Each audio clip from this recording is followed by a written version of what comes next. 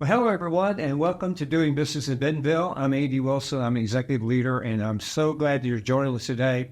And I'm going to tell you, you're doing a great job. We really appreciate all that you're doing, sharing our podcast, listening and watching our podcast.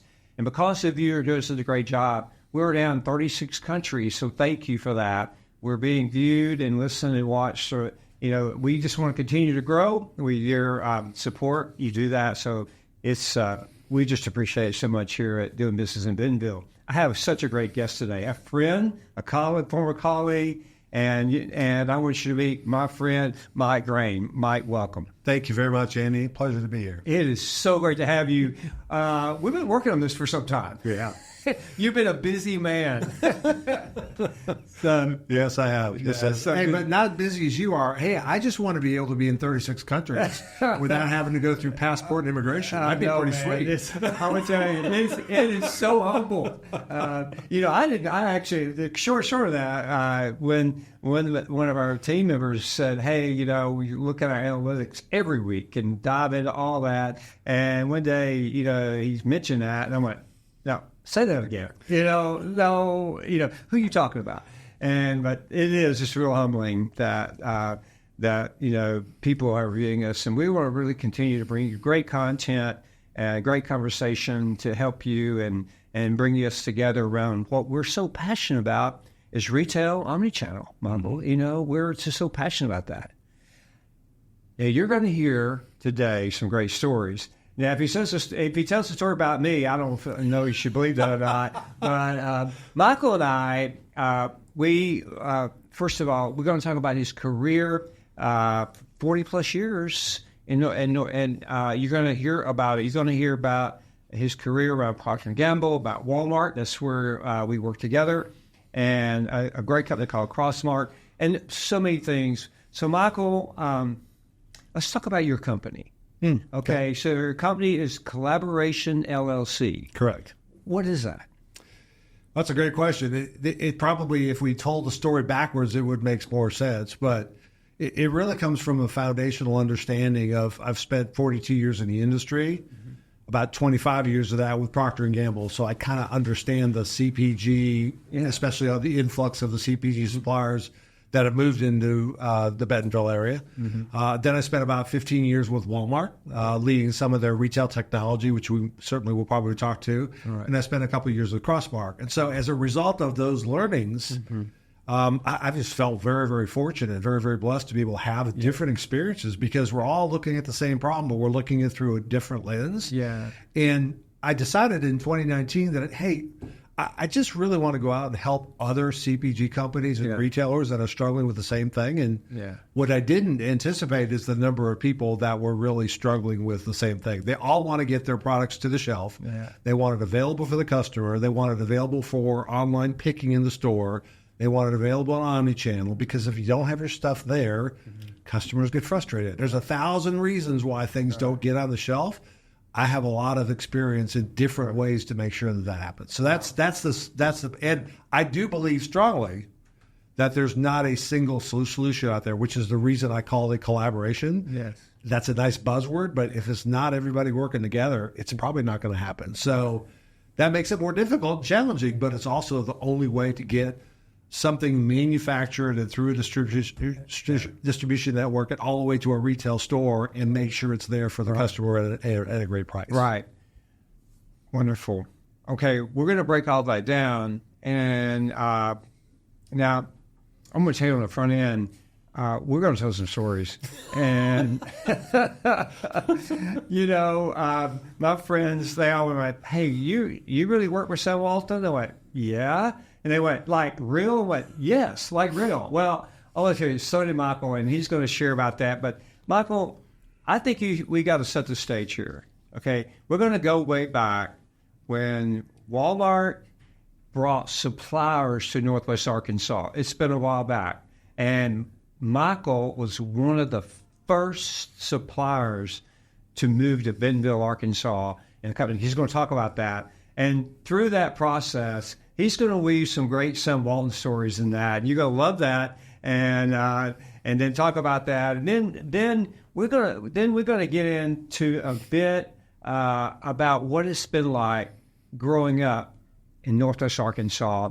And I've been here 30 plus years. Michael's been here longer than me. And we both have grown up with Walmart. We've both grown up here in Northwest Arkansas, and what a change. You know, but it's such a great place. It's not a secret anymore, so I can say that. We used to keep it a secret, but not anymore. It's out, isn't it, Michael? It's out. Okay, Michael, set the story. Let's go down and let's have some fun here. Yeah. Well, from a professional standpoint, I dated my best friend in high school, Ruthie. We had dated for about a year, and then I found out I was going to be going to school at the University of Cincinnati. So we literally drove back and forth for 3 years. Mike Graen and Sandy were so bad because we spent all weekend driving back and forth, visiting each other on the weekend. So she finished up her dental hygiene degree, and we got married at 19, and she put me the rest of the way through school. The good news is I got married to my best friend. The bad news is now I have to suddenly start paying for all of my education bills because my father was a university professor. But it was great. I got my bachelor's degree in information technology at the University of Cincinnati, and then got my MBA in management. And then I started looking for jobs, and the first job that was available to me was Procter Gamble. I mean, it's a Cincinnati company, right? Yeah, sure. So I joined them in 1982, I guess it was. Spent about 3 or 4 years with them there. Really enjoyed it. Then they moved me to Cape Girardeau, Missouri. You know what's in Cape Girardeau, Missouri? Oh, yes, I've been there. You've been there. Well, they have stores there, but they also have a very large manufacturing plant for Procter Gamble that make diapers and Always, et cetera. So I became the systems manager for that. Yeah. And I was supposed to be there for 5 years, and I got a phone call in 18 months going, Mike, we need you to relocate to Fayetteville. I go, okay, what's in Fayetteville? Walmart. And I go, Walmart's not in Fayetteville, North Carolina. No. Wrong Fayetteville, Mike. Arkansas. Okay. And so we took a trip down here. And the idea behind was there's a pre-work that happened ahead of time, which is Procter & Gamble was a really big CPG company, made incredibly good brands, and they viewed their customers as the shoppers who shop in the store. Yeah. Okay? Right. Yeah. Walmart carried P&G products, felt like their customers were the ones that were making the buying decisions. Yeah. And this is kind of heresy. And there's books written on this, and there's actually a book that's happening right now being developed about the whole P&G Walmart story. So I won't give away the whole thing. Okay. But the bottom line is that P&G was big, and they almost treated Walmart like a necessary evil to reach their end consumers. Right. Okay. And so the relationship at the buyer and seller rate was tremendously adversarial, very transactional, not very good at all, up to and including Sam Walton, who we both knew, actually gave the Vendor of the Year award, I think it was 1987, to Procter & Gamble because of the volume of business they were doing. Doing a lot of business. They called the CEO of P&G, and P&G wouldn't take Sam Walton's phone call. Now, obviously, was this was in the 80s, right?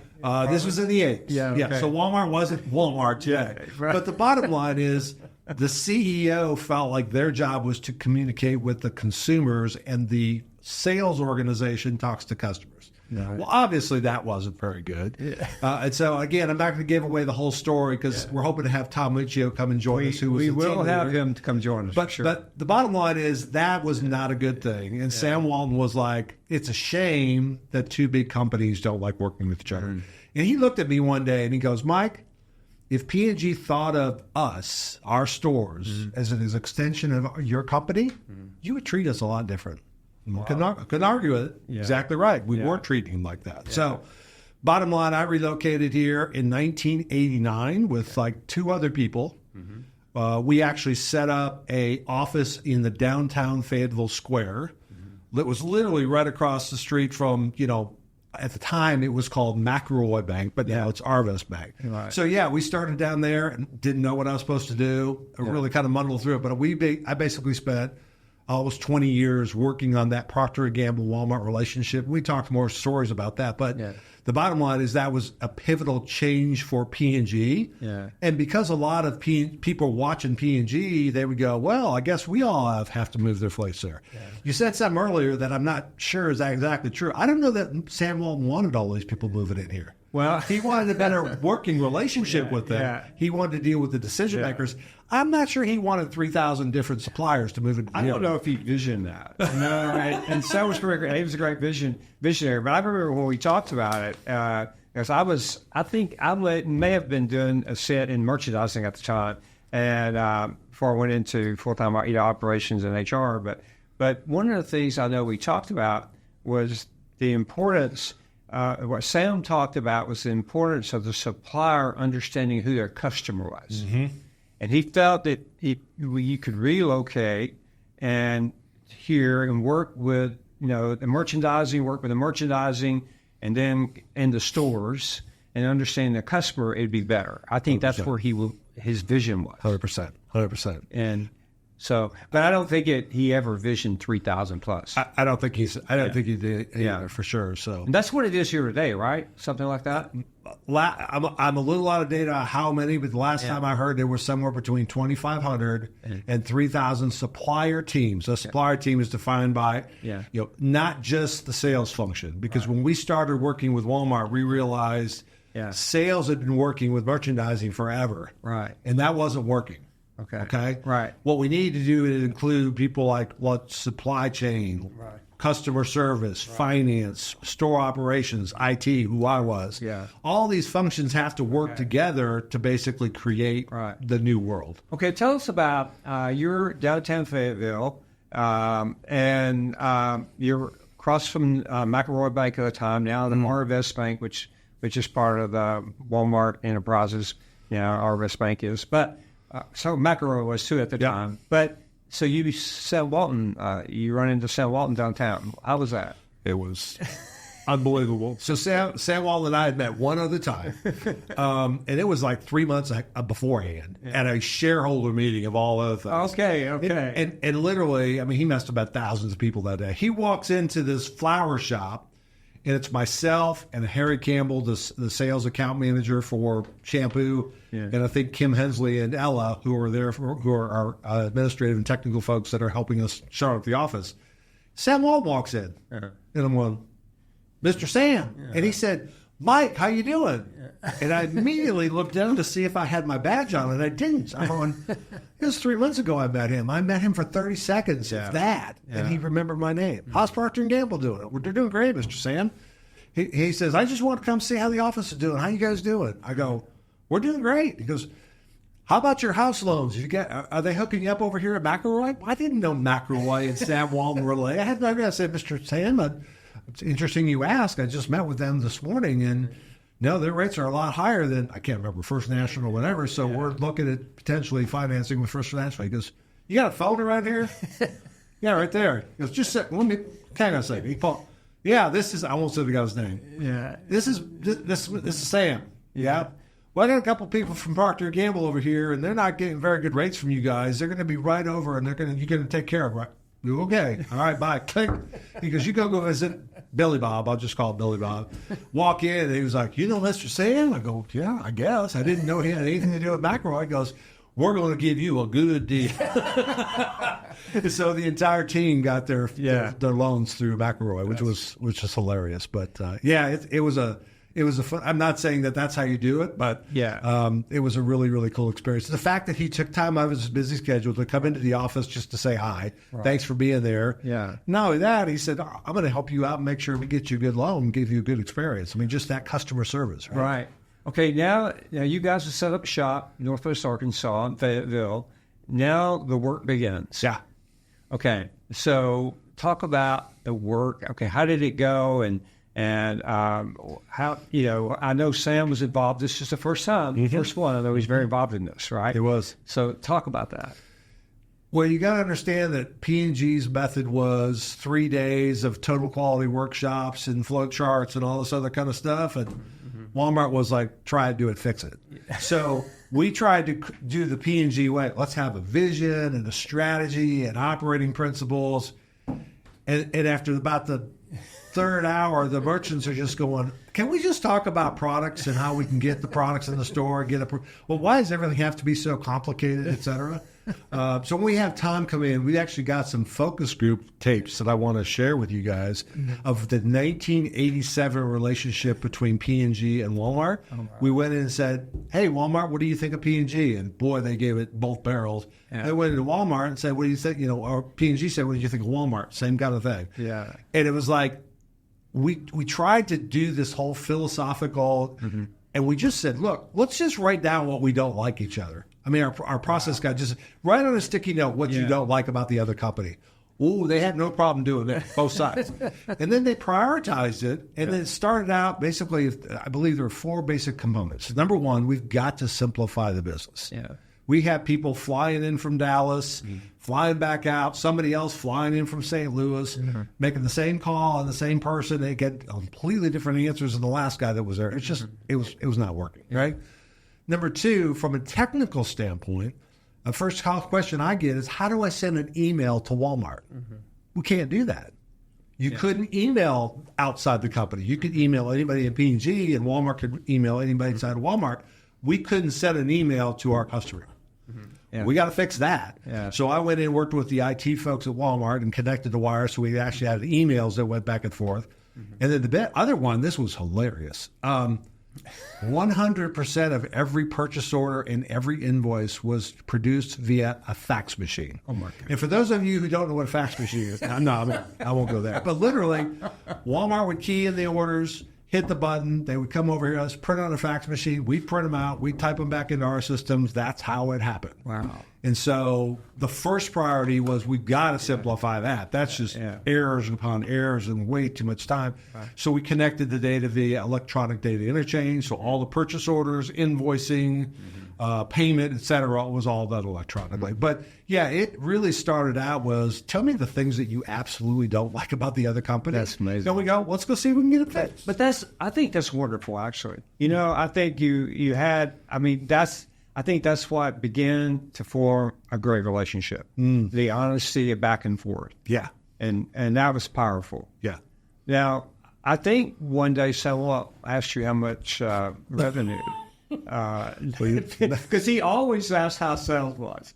Always. Yeah, and so how'd that go? Not good. So after we got a lot of this up and running, my boss, Tom Muccio, which was our team leader, incredible leader, yes, said, we need to do a business review with Walmart. I go, okay, cool, we can do that. So I need to know how much business we did with Walmart last year. We were kind of finishing out the fiscal year. Was it Tom asking? Tom asked me that question. And so I said, let me see what I can find out. Yeah. And here's what I found out. Yeah. We can't do that, okay? Because P&G was built on geography and products. Right. So I could tell you how many diapers I sold in Florida or how much Tide I sold in California. I had no idea for one retailer, Walmart, how much we did across all of our businesses. Wow. So it literally took us 6 weeks to get the numbers. And it was copy, paste, go to this data, get it all synced up, et cetera. Finally got the results. And we went up to talk to Walmart. And Sam happened to walk into the room. It wasn't originally supposed to be Sam, but he walked in the room. He wanted to know what are the results of this. And we'll role play a little bit here with you, Andy, because you're an extra Walmart guy. I said, Mr. Sam, last year we did 23 million statistical cases with you. How do you like it now? What do you think? I can imagine how he responded to that. How would you respond to that? Well, that means nothing. Yeah. What do you mean it means nothing? I spent 6 weeks working on this, Andy. Come on. Sam wants to know about sales at the end of the day. At Walmart, how much Walmart sales of P&G? Oh. That's what he wants to know, right? You know what he said? What did he say? You play a really good Sam Walton. He goes, Mike, what's a stat case? Yeah. And I go, well, we've got these tubes of toothpaste over here and these great big boxes of detergent. We have to equate them, so we calculate a statistical number. Yeah. It's purely for investment purposes inside of P&G. Yeah. So, and he said, you know what? I think I know what a stat case is. And Mike, I'm not sure that I care. Matter of fact, Mike, I don't even know that I care about what you ship to me. Yeah. Okay. Yeah. What do you care about? I care about how much of your stuff sells to through my registers. Yeah. That's what I care about. Yeah. And we don't make enough money on you guys. I go, oh, profitability-wise? Yeah. Go, how much do you make? I don't know, but it's not enough. And I go, Mr. Sam, and if I had a cell phone back then, I'd go, honey, don't unpack. We're not going to be here long. I've been working on this for 6 months, and Mr. Sam hates it. It's not what he wanted.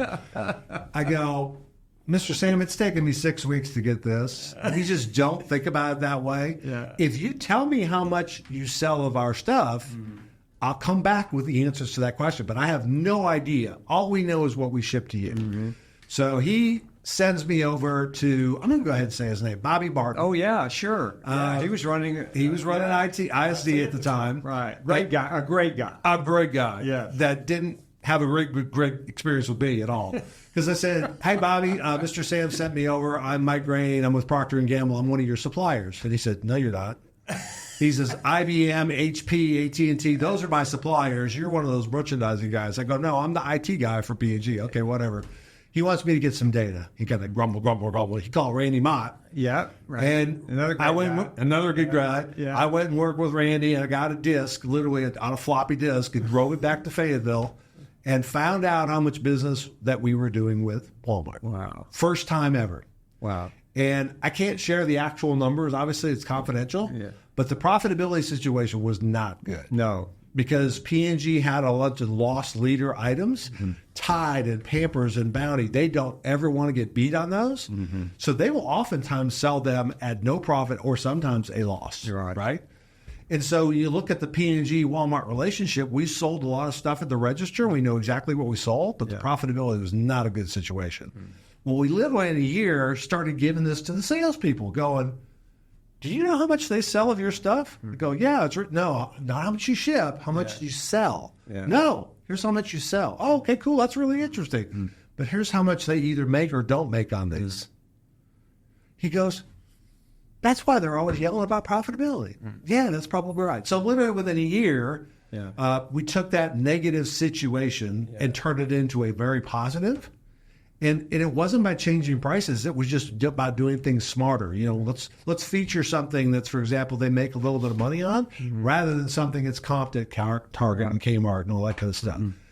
And we went back in a year later and we told the story and said, Mr. Sam, this is what we did last year. You've already seen that. This is what we did this year. And he went, oh, wow, that's huge. Well, yeah, thank you. He goes, man, I love this. If I can fix Procter & Gamble, if I can fix Procter & Gamble, I wonder what I can do with everybody else. And he said, Mike, would you be willing to come inside of Walmart for about 2 years? We need to share this data with everyone.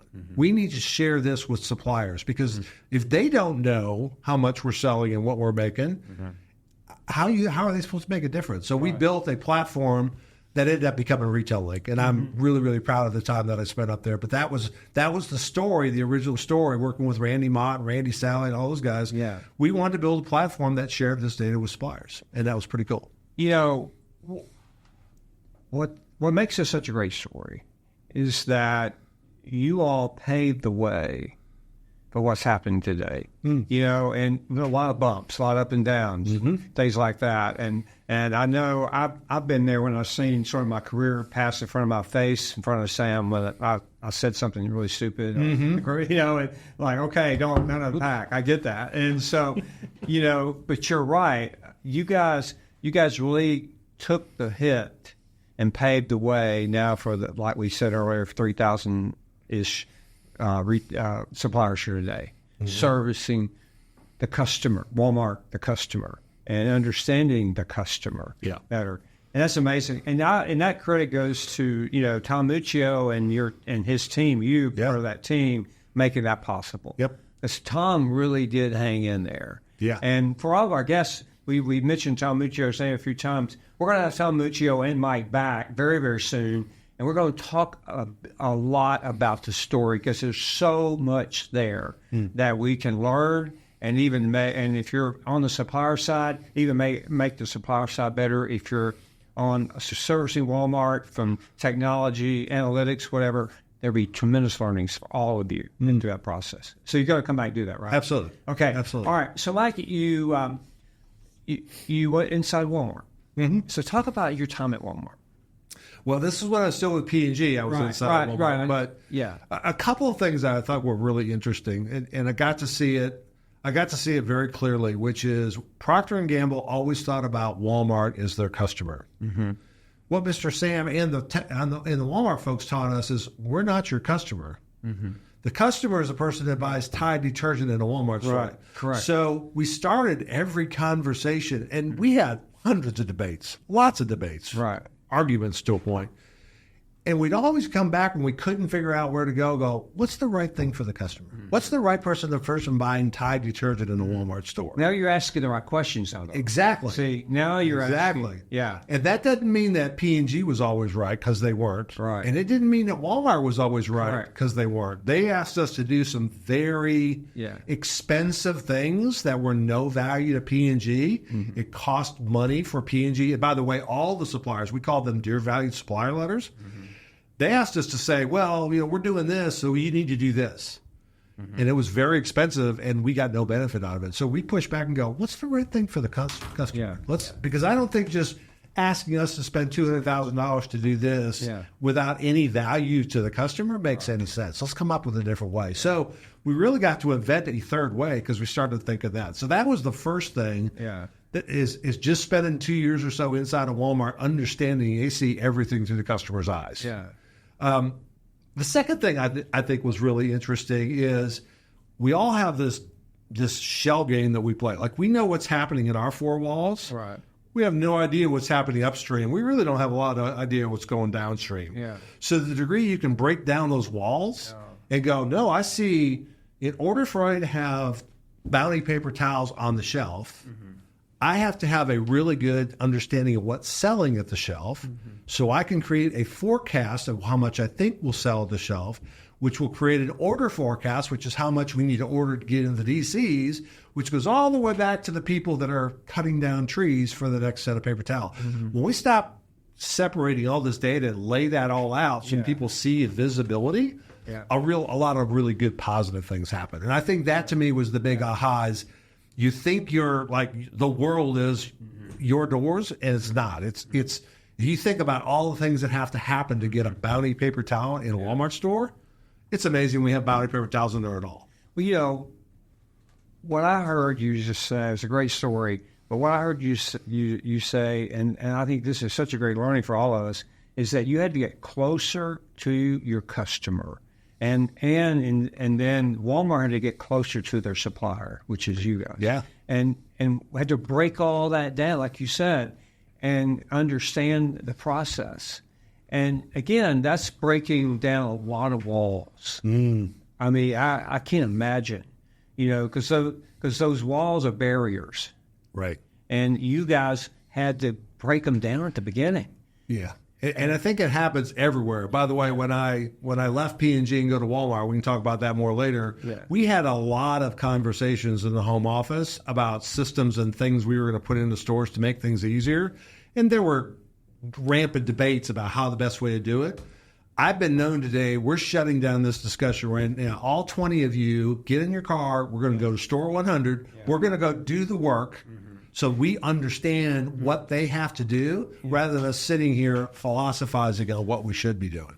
And that was always a mind breaker, because when you see it through your customer's eye, in this case, it was the associates doing the work in the store, they go, oh, my idea is not going to work at all. That's a horrible idea. Right. That's why you get that close to them, so you understand what's going on. That brings up, and when I was going through the fast track program at Walmart, you had to go and work in a real job and in these different divisions. And I was in merchandising for a couple of years, and I really enjoyed it. I was in boys wear, and I really enjoyed it. But my leader, she said, you have to go to the stores, which we travel to stores. That's all part of it.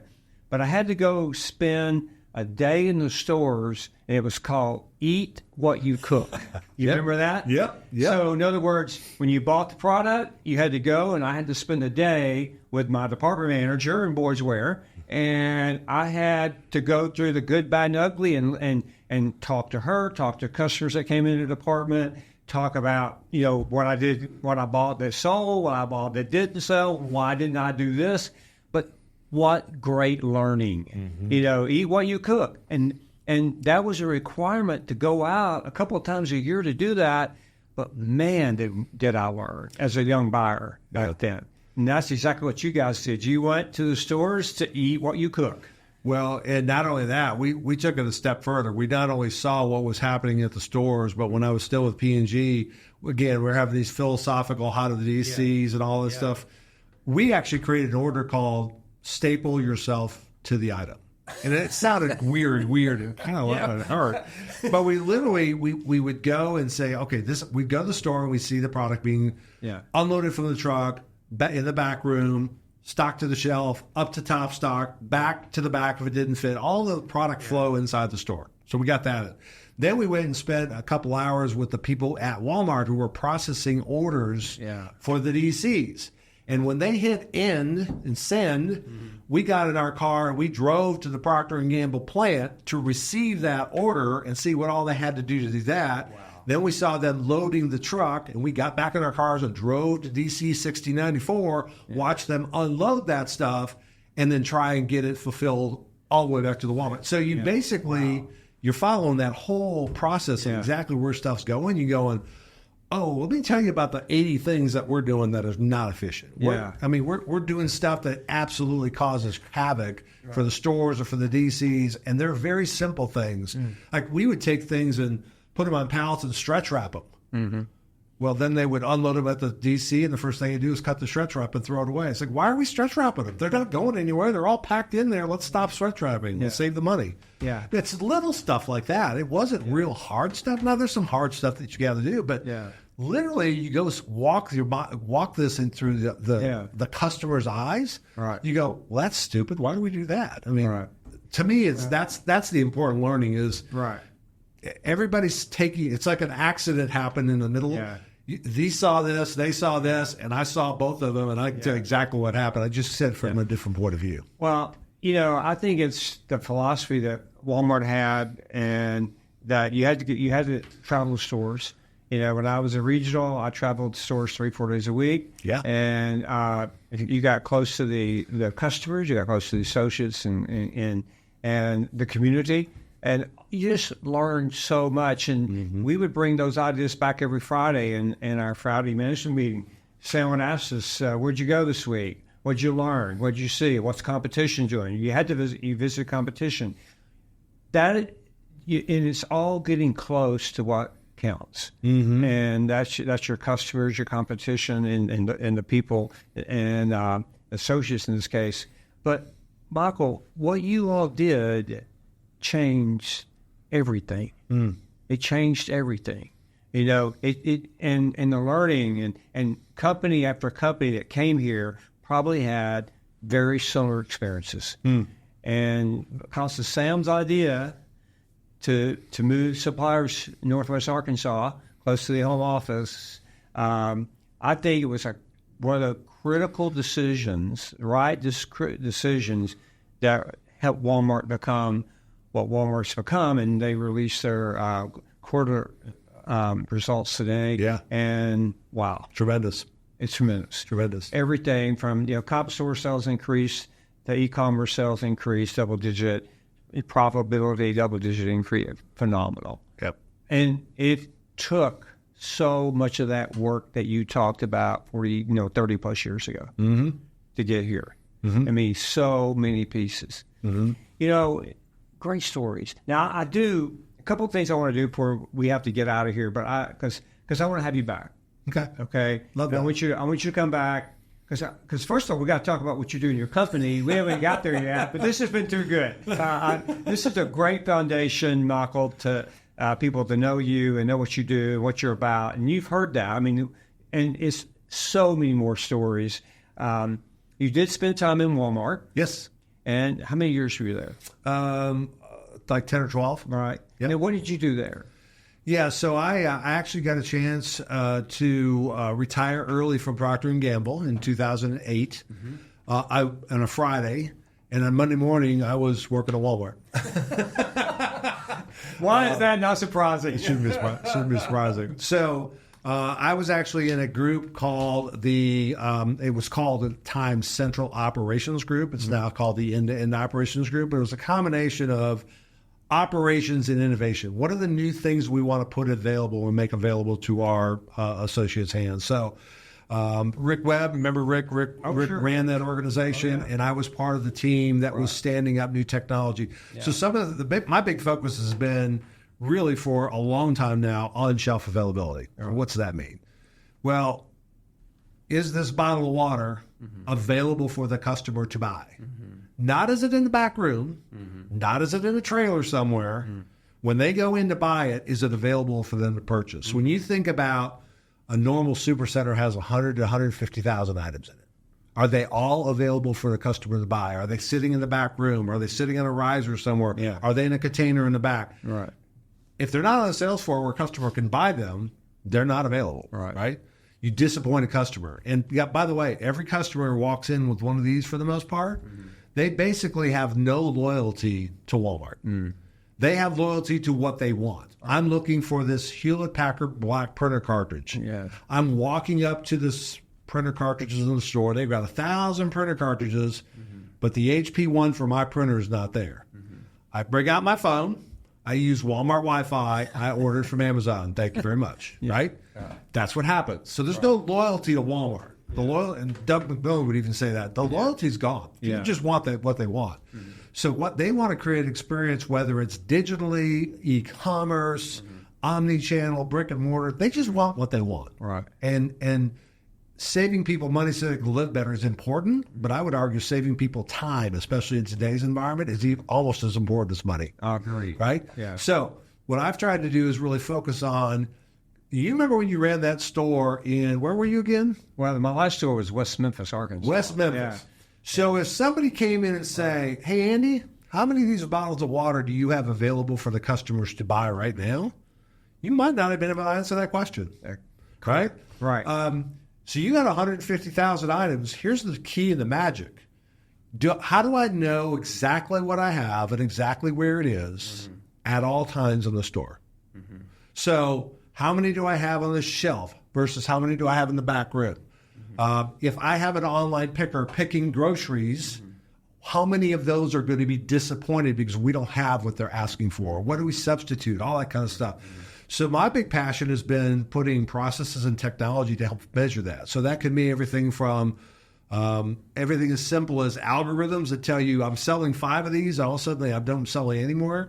Well, guess what? We're probably not available.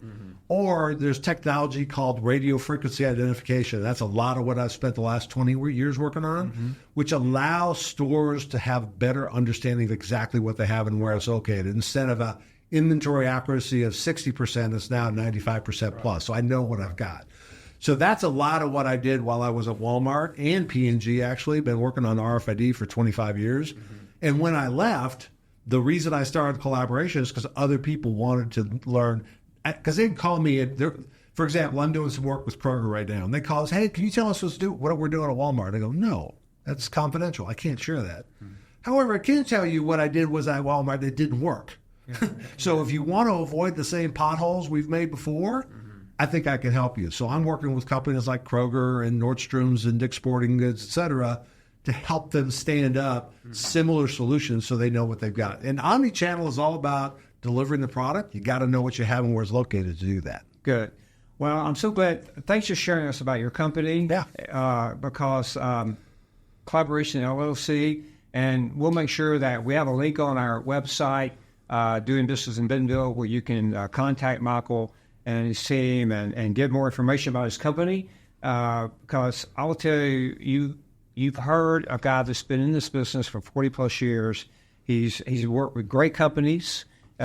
He's now has a great company, and I know, Michael, that you're extremely competent in your space there, and I know you could really help organizations, companies, and nothing.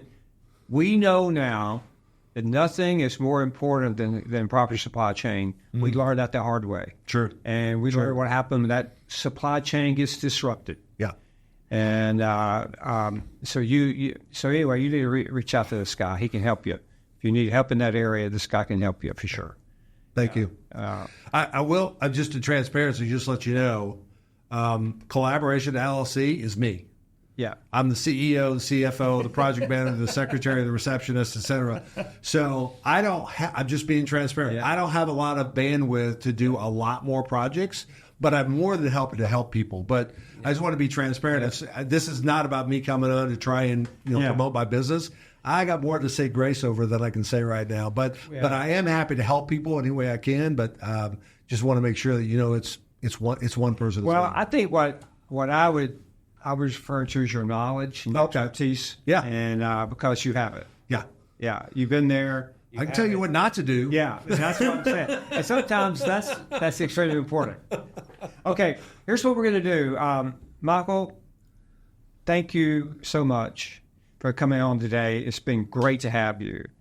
For our guests, we're gonna have Tom Luccio on, and we've heard him talk about that. We're gonna have he and Michael back on very, very soon, and then you're gonna love it because you're going to get to hear some great stories, and Tom's going to talk about P&G in those days and really some great learnings. And I believe Michael, Tom's. I don't know if I can announce this or not, but I think Tom's going to have a book coming out. Right? We are. Can I announce that? I guess you just did.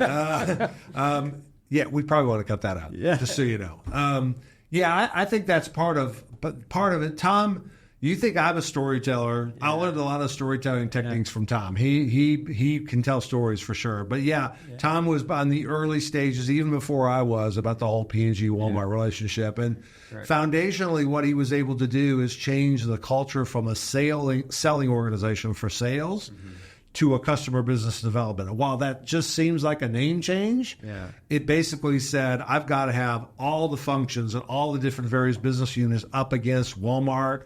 And they reapply it to other big customers as well. Yeah. It just is a smarter way to go to do business. So he'll be in a position. And by the way, you want to talk about Mr. Sam stories? He's got some Mr. Sam stories about when he was out hunting with Mr. Sam, and he goes, oh, dear God, I don't care if I get a duck, but please don't let me shoot Mr. Sam's dog. That would not be good. But we'll get some stories from him for sure. For it. Okay, Michael Graen, thank you. It's been a pleasure having you today. I look forward to many more of our conversations. Okay? Looking forward to it. To our viewers and guests, thank you so much. Again, we appreciate all that you're doing for us. Continue to let us hear from you. And I look forward to talking with you next time. Thank you. Have a wonderful day. Thank you again, Michael. Thank you so much, Andy. I appreciate it. You're welcome.